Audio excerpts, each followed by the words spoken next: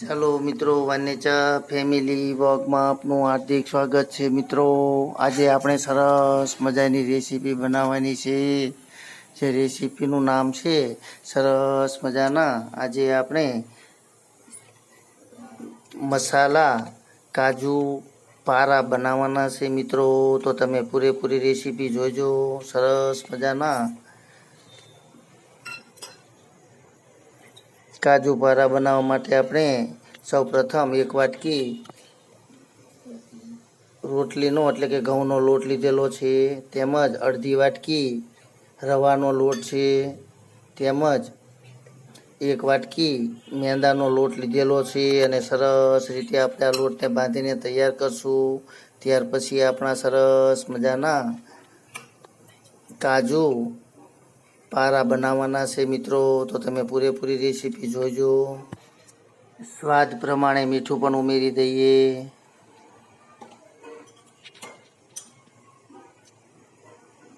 થોડુંક તીખું મરચું, હળદર, ધાણા જીરું, એક ચમચી હિંગ, તેમજ તેલનું સરસ રીતે મોવણ દઈને આપણે લોટ બાંધવાનો છે. મિત્રો,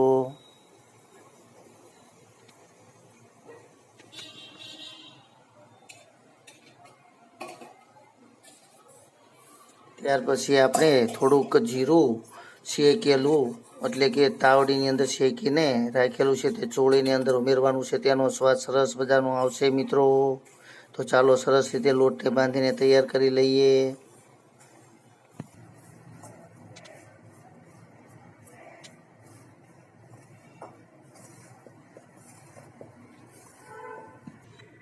ચાલો મિત્રો, સરસ મજાનો આપણો લોટ બાંધીને તૈયાર કરી લીધેલો છે.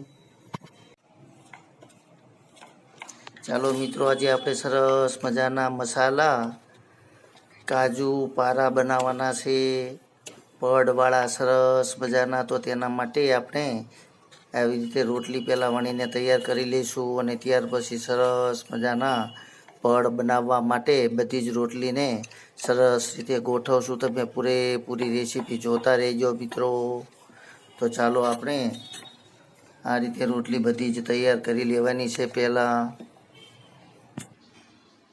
આ રીતે આપણે સરસ મજાનો સાટો બનાવ્યો છે, જે ઘીની અંદર થોડોક મેંદાનો લોટ ઉમેરીને જે પડવાળી સરસ મજાના આપણા પડ જુદા જુદા થાય એટલા માટે આપણે આ રીતે ચોપડવાનું છે. મિત્રો,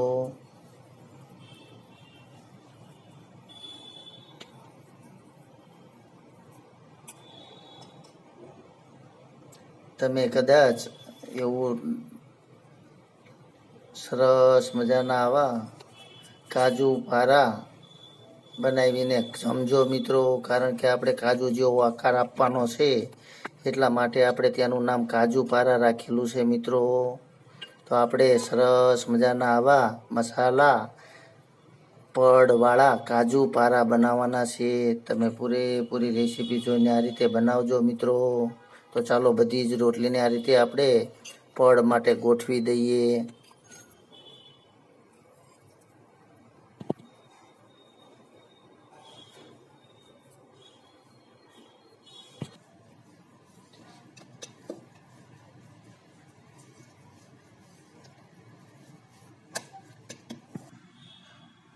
ચાલો મિત્રો, આ રીતે આપણે સરસ મજાના કાજુ આકારના આવું રીતનું કટિંગ કરવાનું છે. મિત્રો, તમે જોઈ રહ્યા છો સરસ રીતે આ રીતે આપણે કટિંગ કરવાનું છે.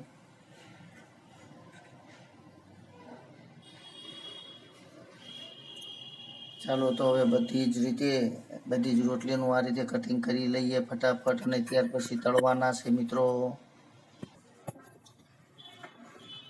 ચાલો મિત્રો, તમે જોઈ રહ્યા છો સરસ મજાના આપણા મસાલા કાજુ પારા તૈયાર થઈ ગયા છે, એટલે કે વણી લીધા છે. તો ચાલો હવે એને તળીને સરસ રીતે તૈયાર કરી લઈએ. મિત્રો, ચાલો મિત્રો, આપણે સરસ મજાના મસાલા કાજુ પારા તૈયાર કરી રહ્યા છીએ, તે તળી લઈએ હવે. મિત્રો,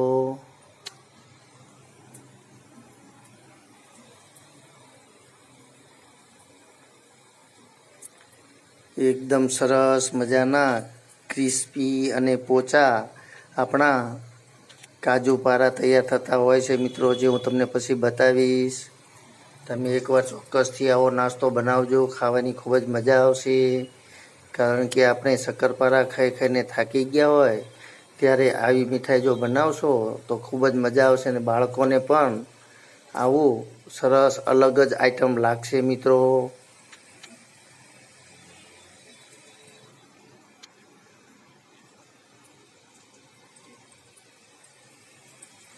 એકદમ ધીમા તાપથી આપણે પાકવા દેવાના છે મિત્રો. તમે જોઈ રહ્યા છો મિત્રો, સરસ મજાના આપણા કાજુ પારા તૈયાર થઈ રહ્યા છે. એકદમ ધીમા તાપથી પકવવાના છે મિત્રો. તમે જોઈ રહ્યા છો મિત્રો, સરસ મજાના આપણા કાજુ પારા તૈયાર થઈ રહ્યા છે.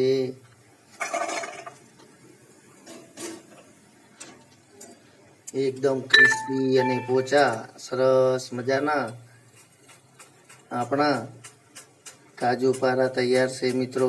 તો ચાલો હવે બધા જ કાજુ પારાને આપણે તળી લઈએ.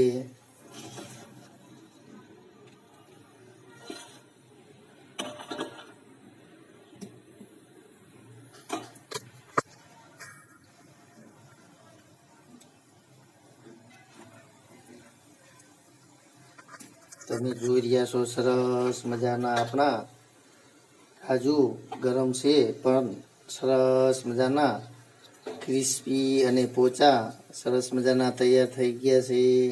તો ચાલો બધા જ હવે આપણે તૈયાર કરી લઈએ, ત્યાર પછી હું તમને બતાવીશ મિત્રો.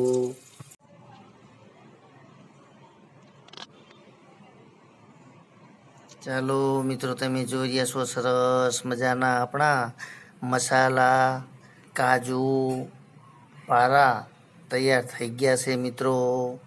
સરસ મજાના ક્રિસ્પી અને પોચા, જે ગઢા માણસના મોઢામાં દાંત ના હોય તો પણ ચાવી શકે તેવા સરસ મજાના ક્રિસ્પી અને સરસ મજાના આપણા કાજુ પારા તૈયાર થઈ ગયા છે મિત્રો. તમે જોઈ રહ્યા છો અને સ્વાદ પણ તેનો ખૂબ જ સરસ મજાનો આવતો હોય છે મિત્રો. તમે જોઈ રહ્યા છો, સરસ મજાના આપણા પડવાળા અલગ અલગ પડ આવા તૈયાર થઈ જાય છે મિત્રો. તો તમે પણ આવો શેફ આપીને એકવાર ચોક્કસથી આવા કાજુ પારા તૈયાર કરજો મિત્રો. બાળકોને પણ ખૂબ જ મજા આવશે અને ખાવામાં પણ ખૂબ જ સ્વાદિષ્ટ બનતા હોય છે મિત્રો. તો તમને જો મારી આ રેસીપી પસંદ આવી હોય તો લાઇક શેર અને સબસ્ક્રાઈબ કરવાનું ચૂકતા નહીં મિત્રો, કે જેથી કરીને હું તમને નવા આવા ફરસાણના વિડીયો બનાવીને તમારા સુધી પહોંચાડીશ મિત્રો. તો ચાલો હવે આપણે ખાઈ લઈએ. ચામાં પણ ખાવાની ખૂબ જ મજા આવતી હોય છે. જય યોગેશ્વર ભગવાન, જય માતાજી.